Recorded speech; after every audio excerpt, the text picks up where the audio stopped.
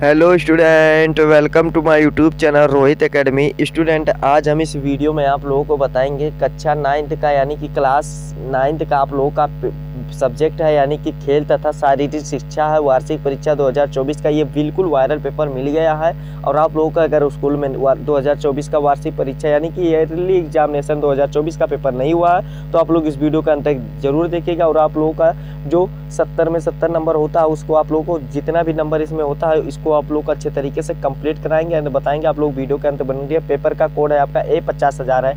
ये पेपर बिल्कुल viral paper है। आप लोगों को संपूर्ण तरीके से बताएंगे एंड समझाएंगे, एक एक क्वेश्चन का आंसर बताएंगे एंड समझाएंगे। बस वीडियो के अंत तक बने रहिएगा और आप लोगों का इसमें झंझट खत्म कर देंगे यानी कि सभी क्वेश्चन का सभी आंसर बताएंगे। और आप लोगों का यहीं से आप लोगों का भी यही पेपर आप लोगों का भी इसी क्वेश्चन ये भी आप लोगों को स्कूल में भी पूछा जाएगा, ये गारंटी लेते हैं, ठीक। और आप लोगों का देखिए खंड यहाँ से हमारा आ स्टार्ट होता है जिसमें से वो विकल्प पसंद दिए गए। इसमें पहला क्वेश्चन दिया गया, क्या दिया गया देखिए कि कोहनी के जोड़ यानी कि कोहनी के जोड़ कौन सा जोड़ कहलाता है, हमें ये बताना है। जो कोहनी का जोड़ होता है वो कौन सा जोड़ कहलाता है, हमें ये बताना है। तो देखिए बाबू हमारा ऑप्शन क्या क्या दिया गया है, घुरज्ञ और कब्जेदार और फिसलने वाला और खूंटीदार ये कहलाता है। तो इसका जो राइट आंसर हो जाएगा क्या हो जाएगा, कब्जेदार हो जाएगा यानी कि बी वाला हमारा ऑप्शन सही हो जाएगा। फिर अगला क्वेश्चन देखिए क्या दिया गया है कि योग किस लक्ष्य को प्राप्त करने का एक रास्ता है, यानी कि जो योग होते हैं जो योग करते हैं वो किस लक्ष्य को प्राप्त यानी कि जो टारगेट होता है वो प्राप्त यानी कि करने का एक रास्ता होता है यानी कि पथ होता है, ये हमें बताना होता है। तो देखिए इसका जो राइट आंसर हो जाएगा क्या हो जाएगा जानते हैं, मोक्ष हो जाएगा। क्या हो जाएगा, मोक्ष हो जाएगा यानी कि सी वाला हमारा ऑप्शन इसका राइट हो जाएगा, ठीक। फिर अगला क्वेश्चन देखिए तीसरा क्या दिया गया है कि शारीरिक शिक्षा का संबंध है, यानी कि इसमें हमें क्या बताना है, जो शारीरिक शिक्षा होता है यानी कि जो ये सब्जेक्ट होता है शारीरिक शिक्षा ये किससे संबंध है हमें ये बताना है। तो इसका जो राइट आंसर हो जाएगा देखिए बाबू ये मानसिक शारीरिक विकास से भी संबंधित है, मानसिक विकास से भी और नैतिक विकास से, यानी कि इसका जो राइट आंसर हो जाएगा डी वाला हमारा ऑप्शन सही हो जाएगा, ठीक। फिर अगला क्वेश्चन चौथा दिया गया है कि इस्लाम धर्म के प्रवर्तक है, यानी कि इस्लाम धर्म के जो प्रवर्तक है वो कौन है हमें ये बताना है। तो इसका जो राइट आंसर हो जाएगा ये हजरत मोहम्मद साहब जी हैं, यानी कि डी वाला हमारा ऑप्शन सही हो जाएगा। फिर अगला क्वेश्चन पांचवा जो क्वेश्चन दिया गया है 5 वाला क्वेश्चन दिया गया किशोरावस्था होती है। देखिए बाबू जितना भी क्वेश्चन बता रहे हैं सभी आप लोगों के भी एग्जाम में यही क्वेश्चन पूछे जाएंगे। आप लोग दिमाग में बैठा करके सावधानी पूर्वक से वीडियो को अंत तक जरूर देखिएगा, ठीक। एक एक क्वेश्चन का आंसर बताएंगे और रटा देंगे, आप लोगों को दिमाग में फीड कर देंगे। देखिए जो किशोरावस्था होती है वो कब से कब तक मानी जाती है, देखिए बाबू इसका जो राइट आंसर हो जाएगा इसमें ऑप्शन दिया गया 13 से 21 वर्ष यही मानी जाती है। और एक और होती है किशोरावस्था 12 से 18 वर्ष होती है, कितनी होती है तो 12 से 18 वर्ष, इसमें ऑप्शन नहीं दिया गया तो यही 13 से 21 वर्ष सही मान देंगे, यही सही माना जाएगा, ठीक।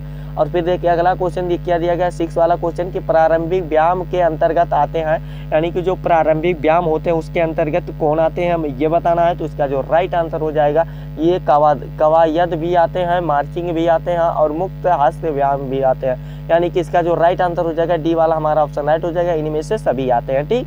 फिर अगला क्वेश्चन 7वां दिया गया है कि ईमानदारी से आयकर का भुगतान करना है, यानी कि जो ईमानदारी से भुगतान करते हैं आयकर का यानी कि जो टैक्स वाले होते हैं उनका मतलब जो वो करते हैं वो क्या होता है, तो जो वो होता है कि वो क्या कहलाता है तो नैतिकता कहलाता है, यानी कि हमारा ए वाला ऑप्शन सही हो जाएगा, ठीक।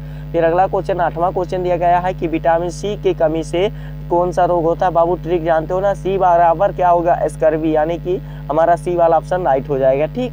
फिर अगला क्वेश्चन 9वां क्वेश्चन दिया गया है, क्या दिया गया देखिए कि नैतिक शिक्षा का ज्ञान कराने वाला शास्त्र कहलाता है, यानी कि जो नैतिक शिक्षा का ज्ञान कराता है वो उस शास्त्र को क्या कहते हैं तो नैतिक शास्त्र कहते हैं, यानी कि हमारा ए वाला ऑप्शन इसका राइट हो जाएगा।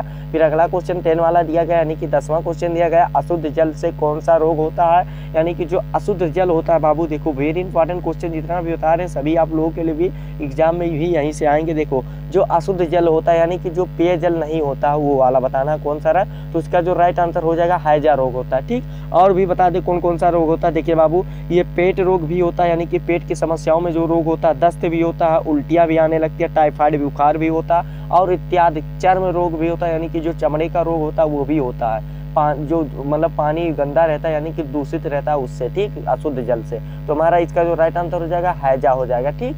फिर अगला क्वेश्चन देखिए क्या दिया गया 11 वाला क्वेश्चन यानी कि 11 वाला क्वेश्चन दिया गया कि नैतिकता शब्द से संबंधित है, यानी कि जो नैतिकता शब्द है ये किससे संबंधित है, हमें ये बताना है। तो इसका जो राइट आंसर हो जाएगा बाबू ये अच्छाई और बुराई दोनों से संबंधित है। आप लोगों का ये अच्छाई भी बताता है और बुराई भी बताता है। ठीक, इसका जो राइट आंसर हो जाएगा क्या हो जाएगा, डी वाला हमारा ऑप्शन सही हो जाएगा इसका।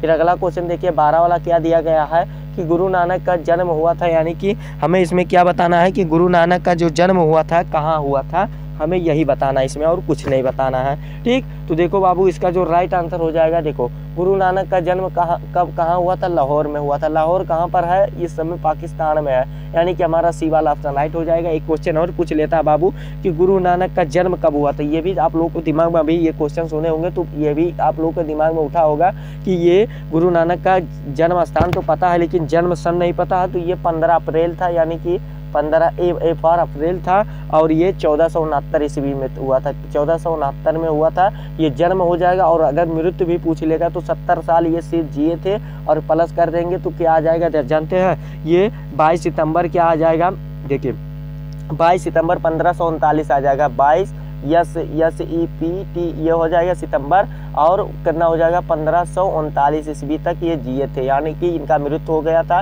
देखिए बाबू आप लोग को जन्म मृत्यु और जन्म स्थान दोनों बता दिए हैं, कोई दिक्कत नहीं होगा यहाँ पर। और जो 13 वाला क्वेश्चन पूछा गया है कि सत्य, उचित व्यवहार, शांति, प्रेम व अहिंसा क्या है, यानी कि ये जो है क्या है हमें ये बताना है। तो इसका जो राइट आंसर हो जाएगा सामाजिक मूल्य तथ्य, यानी कि सामाजिक मूल्य तथ्य है, सी वाला हमारा ऑप्शन इसका राइट हो जाएगा। फिर 14 वाला क्वेश्चन दिया गया है कि केंद्र सरकार की आय अस्थाई साधन है, यानी कि देखो बाबू केंद्र सरकार यानी कि राष्ट्रपति, क्या बाबू राष्ट्रपति, जो मतलब राष्ट्र का, भारत का मतलब देश का जो प्रथम नागरिक होता है वो राष्ट्रपति, यानी कि केंद्र सरकार इसे कहते हैं। और देखिए ये क्या है, अस्थाई आय का अस्थाई साधन है, यानी कि क्या है हमें ये बताना। तो देखो बाबू इसका जो 14 का सही आंसर हो जाएगा ये सीमा शुल्क भी ले सकते हैं, गृह कर भी ले सकते हैं और आयकर भी ले सकते हैं, यानी कि हमारा इसका राइट आंसर जो हो जाएगा डी वाला ऑप्शन हमारा राइट हो जाएगा, ये सभी हो जाएगा। ठीक, फिर अगला क्वेश्चन देखिए 15 वाला जो क्वेश्चन दिया गया है कि योग शब्द की उत्पत्ति किस भाषा से हुई है, यानी कि शब्द से हुई है या भाषा से हुई है। तो योग जो शब्द हुई है बाबू संस्कृत का भाषा है, कौन सा भाषा है, संस्कृत का भाषा है, यानी कि हमारा सी वाला ऑप्शन इसका राइट हो जाएगा। फिर अगला क्वेश्चन देखिए क्या दिया गया है कि योगासन के लिए किस प्रकार का स्थान होना चाहिए। तो योगासन के लिए किस प्रकार का स्थान होना चाहिए, तो समतल भी होना चाहिए, साफ सुथरा भी होना चाहिए, शोर रहित यानी कि वहाँ पर शोर भी ना हो, इसी प्रकार का स्थान होना चाहिए, यानी कि इसका जो राइट आंसर हो जाएगा उपयुक्त तो सभी हो जाएगा, यानी कि डी वाला हमारा ऑप्शन राइट हो जाएगा। देखिए यहाँ पर शोर रहित यानी कि जहाँ पर शोर ना हो उसे शोर रहित कहते हैं, यानी कि सुनसान जगह कहते हैं। ठीक, और फिर अगला क्वेश्चन देखिए क्या दिया गया है कि अष्टांग योग के प्रवर्तक है, यानी कि अष्टांग योग के प्रवर्तक कौन है, यानी कि जनक किसे माना जाता है, तो महर्षि पतंजलि को माना जाता है, यानी कि ए वाला हमारा ऑप्शन इसका सही हो जाएगा। फिर 18 वाला क्वेश्चन दिया गया कि व्यक्ति के जीवन की सुनहरी अवस्था कहलाती है, कौन सी अवस्था कहलाती है बाबू, वो बाल्यावस्था कहलाती है, यानी कि बचपन वाला अवस्था कहलाती है। गाना नहीं चला है क्या, बचपन वाला अवस्था जो होती है ये क्या सुनहरी अवस्था कहलाती है। 19 वाला क्वेश्चन पूछा गया दालों में सबसे अधिक पाया जाता है, यानी कि दालों में सबसे अधिक क्या पाया जाता है, तो जितने भी दाल होते हैं, चाहे मटर के दाल हो, चाहे मटर के दाल हो, चाहे आप लोगों का कोई भी दाल हो, यानी कि मसूरी का दाल हो या अरहर का दाल हो या तुर उसे भी कहते हैं, या किसी भी प्रकार का कोई दाल हो तो उसमें प्रोटीन पाया जाता है बाबू, प्रोटीन, यानी कि सबसे अधिक क्या पाया जाता है, प्रोटीन पाया जाता है, यानी कि डी वाला हमारा ऑप्शन इसका राइट आंसर हो जाएगा। ठीक, फिर अगला क्वेश्चन देखिए क्या दिया गया है, 20 वाला क्वेश्चन पूछा गया है क्या कि शारीरिक शिक्षा एवं शिक्षा का लक्ष्य एक समान है, यानी कि एक समान क्यों है कि नहीं है ये बताना। तो ये बाबू असत्य है, क्या है बाबू, असत्य है, यानी कि हमारा कौन सा बी वाला हमारा ऑप्शन राइट हो जाएगा। देखिए ये जो होता है केवल प्राप्ति के लिए पृथक साधन है, बस इसी के लिए बस आप लोग का यहाँ पर 20 में 20 नंबर एमसीक्यू बता दिए और कंप्लीट करा दिए। और हाँ बाबू आप लोग का आगे भी नंबर कंप्लीट कराएंगे, बस वीडियो के अंत तक बने रहिएगा। और यहाँ पर अति लघु उत्तरीय प्रश्न स्टार्ट होते हैं यहाँ से, और देखिए जितना भी क्वेश्चन लघु उत्तरीय प्रश्न, दीर्घ उत्तरीय क्वेश्चन सभी को आप लोगों को बताएंगे, बस धैर्य बना करके वीडियो के अंत तक कंटिन्यू बने रहिए। देखिए पहला क्वेश्चन अति लघु उत्तरीय पूछा गया, यानी कि शॉर्ट आंसर टाइप क्वेश्चन में क्या पूछा गया है कि देखिए कि पहला क्वेश्चन पूछा गया बाबू, जितने भी है सभी प्यारे प्यारे क्वेश्चन है, इंपॉर्टेंट क्वेश्चन है। सिख धर्म के प्रवर्तक कौन थे, ये 1 नंबर का क्वेश्चन है, सभी 1 नंबर का क्वेश्चन पूछा गया है। तो लघु उत्तरीय में सिख धर्म के प्रवर्तक कौन थे? तो गुरु नानक इसका राइट आंसर हो जाएंगे। कौन?